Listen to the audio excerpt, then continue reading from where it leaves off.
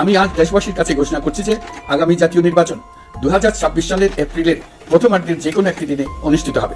আজকের এই দিনটি ইসলাম ধর্মে যারা আমরা বিশ্বাস করি তাদের জন্য একটা অত্যন্ত মহান দিন। দর্শক, প্রধান উপদেষ্টা নির্বাচনের রোডম্যাপ ঘোষণা করে দেয়া ভাষণ নিয়ে সাধারণ মানুষের মধ্যে রয়েছে মিশ্র প্রতিক্রিয়া।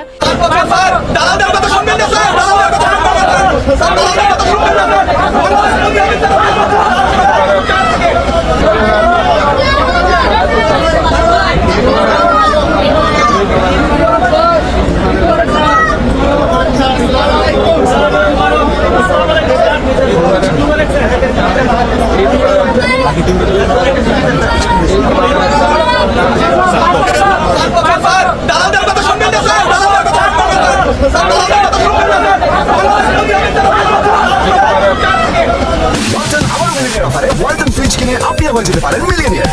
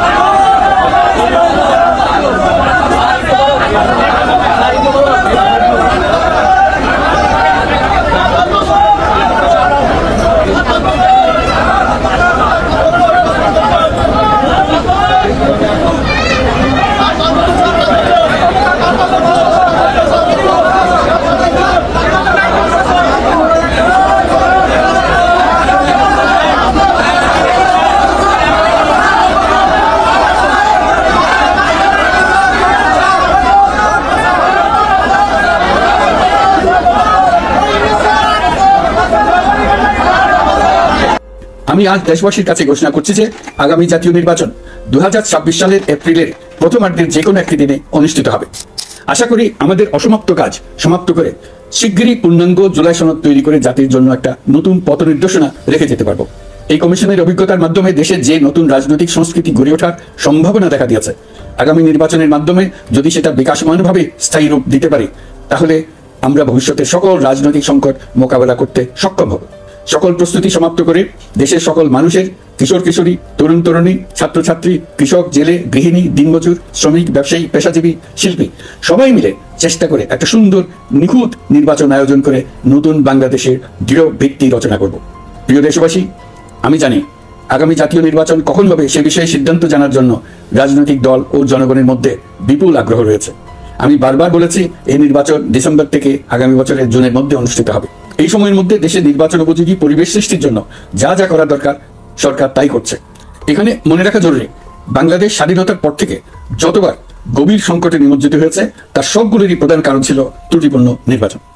ত্রুটিপূর্ণ নির্বাচন প্রক্রিয়ায় বারবার ক্ষমতা কক্ষিগত করার মধ্য দিয়ে একটি রাজনৈতিক দল বর্বর ফ্যাসিস্টে পরিণত হয়েছিল।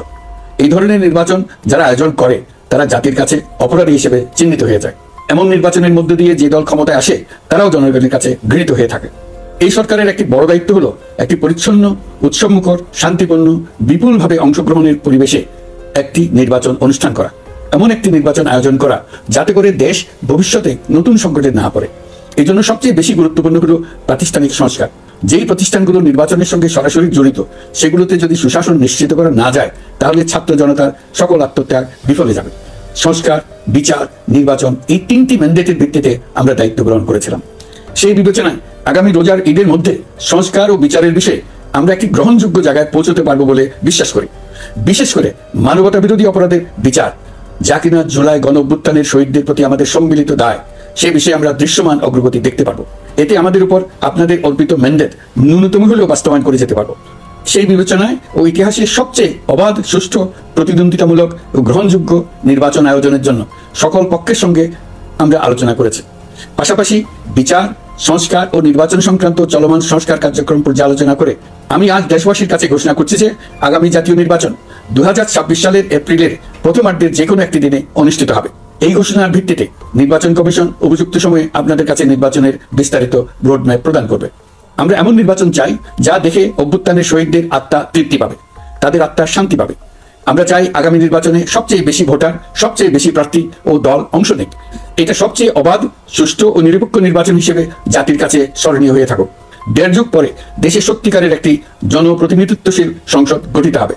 বিপুল তরুণ গোষ্ঠী এবার জীবনে প্রথম ভোট দেওয়ার সুযোগ পাবে। এসব লক্ষ্যে প্রয়োজনীয় সকল পদক্ষেপ নেওয়ার জন্য আমরা জাতির কাছে অঙ্গীকারবদ্ধ। আমি দেশবাসীর প্রতি আহ্বান জানাই, আপনারা সকল রাজনৈতিক দল এবং আপনাদের এলাকার প্রার্থীদের কাছ থেকে সুনির্দিষ্ট অঙ্গীকার আদায় করে নেবেন, যেন আগামী সংসদের প্রথম অধিবেশনেই যেসব সংস্কারের প্রশ্নে ঐকমত্য অর্জিত হয়েছে তা কোনো প্রকার কাটাছেঁড়া ছাড়াই যেন তারা অনুমোদন করেন। দর্শক, প্রধান উপদেষ্টা নির্বাচনের রোডম্যাপ ঘোষণা করে দেয়া ভাষণ নিয়ে সাধারণ মানুষের মধ্যে রয়েছে মিশ্র প্রতিক্রিয়া। এ নিয়ে আরো খবর আমরা জানবো। আমাদের সঙ্গে এই মুহূর্তে যুক্ত হচ্ছেন সহকর্মী শকুত সাদেক। সৈকত, নির্বাচনের রোডম্যাপ নিয়ে কি বলছেন সাধারণ মানুষরা এবং আগামী বছরের প্রথমার্ধে নির্বাচনের এই ঘোষণাকে কিভাবে দেখছেন তারা জানিয়ে দেবেন আমাদের।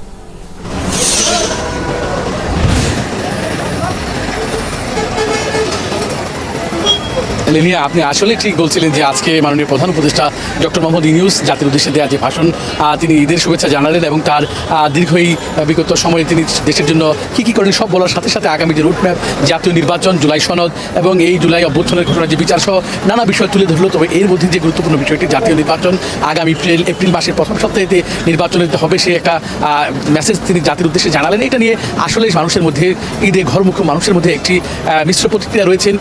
তার এই ভাষণকে বা তার এই রোডম্যাপকে অনেকেই স্বাগত জানিয়েছে। অনেকে বলছেন এই সময়টা যথার্থ ঠিক সময় তিনি নির্বাচন দিতে যাচ্ছেন, যেহেতু আগে বলেছিলেন যে ডিসেম্বর থেকে জুন মাসের মধ্যে আগামী নির্বাচন এই অন্তর্বর্তী সরকার দিতে চান, যদিও বিএনপির পক্ষ থেকে ডিসেম্বরের মধ্যে নির্বাচন চাচ্ছিলেন।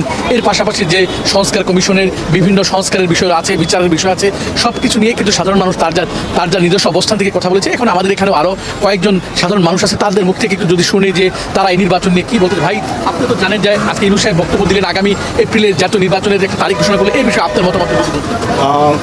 তারিখ নির্বাচনের রোডম্যাপ মানে তারিখ ঘোষণা করার জন্য এটা মনে হয় আমার দিক থেকে যেটা মনে হয় ভালো হয়েছে, কেননা যে বাংলাদেশের একটা বৃহৎ রাজনৈতিক দল তারা হচ্ছে ডিসেম্বরের মধ্যে নির্বাচন চাচ্ছিল। সেক্ষেত্রে যদি নির্বাচনটা গড়িমসি হতো তাহলে সেক্ষেত্রে দেশে আরেকটা অস্থিতিশীল পরিবেশ তৈরি হতে পারত। তো এই জায়গা বর্তমান যে সরকার আছেন তিনি যে ডিসিশন নিয়েছেন সেটা অনেক সুন্দর ডিসিশন, এবং এটার জন্য দেশের আইন শৃঙ্খলা পরিস্থিতি এবং যে অস্থিতিশীল পরিবেশ যতটুকু হচ্ছে কাকতালীয়ভাবে এগুলো সব ঠিক হয়ে যাবে। নির্বাচন আর সংস্কারের বিষয়টা তখন নির্বাচনের জায়গা সংস্কারের জায়গা। তো সেই জিনিসটা হচ্ছে যে সংস্কার বিগত সরকারগুলো করেছেন।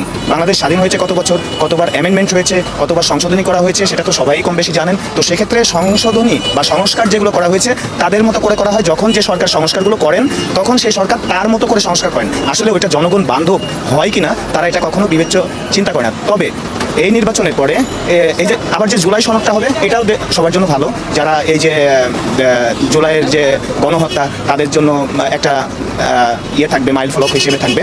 আর আমি আপনার মুখে শুনতে চাচ্ছি যে আগামী এপ্রিলে যদি নির্বাচনটা হয়, এই নির্বাচনটা কি তারিখটা আপনি কিভাবে দেখছেন? যে আমি তো প্রধান উপদেষ্টার কাছ থেকে শুনছিলাম যে ডিসেম্বরে নির্বাচন দিবে। তো নির্বাচনটা দেওয়ার একটা প্রয়োজন আছে। নির্বাচন ছাড়া আসলে একটা অস্থায়ী সরকার ভালোভাবে দেশ চালাতে পারে না। একটা নির্বাচিত সরকার দরকার আছে। যেহেতু জুলাই আন্দোলন হয়েছে কিংবা সরকারের রুটম্যাপ যেটাই চাওয়া হয়েছে, সংস্কার কাজ শেষ করে নির্বাচন দেখ, নির্বাচনের সুষ্ঠু একটা তারিখ ঘোষণা করুক। যারা রাজনৈতিক দলগুলো আছে তারা নির্বাচন যদি প্রক্রিয়া যে আসতে পারে, তারা নির্বাচন ক্যাম্পিং চালাতে পারে। আগামীতে যারা নির্বাচন করবে, যেই দলগুলো আসবে তাদের ফিল্ডটা তারা ভালোভাবে সাজাতে পারুক। আর ডক্টর ইউনূসের একটা গ্রহণযোগ্যতা আছে, তিনি একটা নোবেল পুরস্কার পেয়েছে। তো উনি নির্বাচনটা নিয়ে তরিঘোষণা না করে মানে সঠিক একটা স্পেসে সঠিকভাবে নির্বাচন দেখ, সঠিক একটা সরকার আসুক, উনিও সঠিকভাবে বিদায় নিক। জনগণ এটাই আসলে আশা করি।